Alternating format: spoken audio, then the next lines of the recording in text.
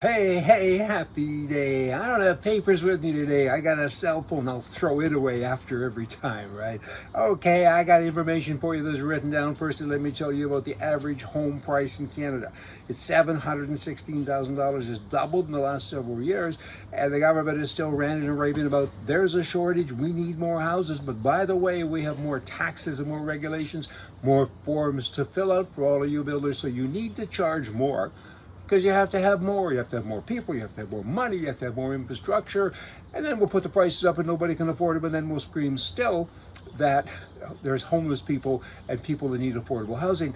Politics and good sense, they don't mix. I gotta tell you, there's 1 million new people that came into Canada last year, 1 million. Where do they live? Where do they work? What do they do? It's just a bloody mystery, I gotta tell you. Now you have a gun thing going on in Canada. Recently, it was announced that it is gun month, and millions of Canadians, these are the Canadians that pass the background checks and they're legal people, law-abiding people. They're going out and shooting, they're enjoying their sport at the same time that the government of Canada treats them like criminals. Wow, there'll be no criminals out doing this stuff with the good guys.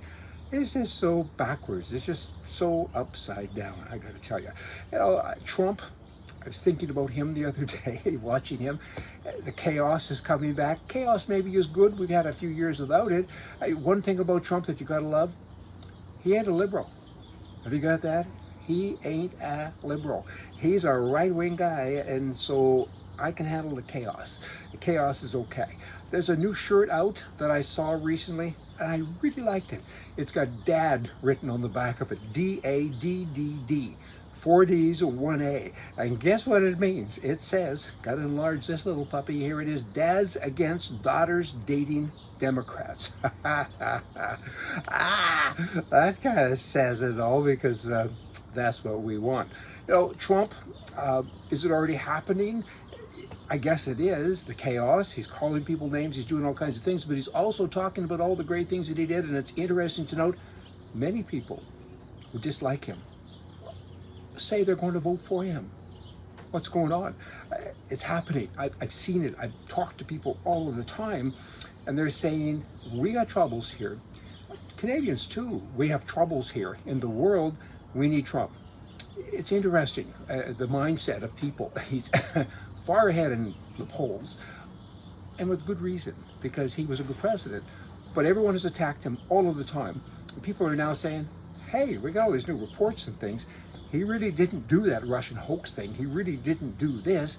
Oh, but he molested a girl in a busy grocery store, or department store rather, and took her into the dressing room.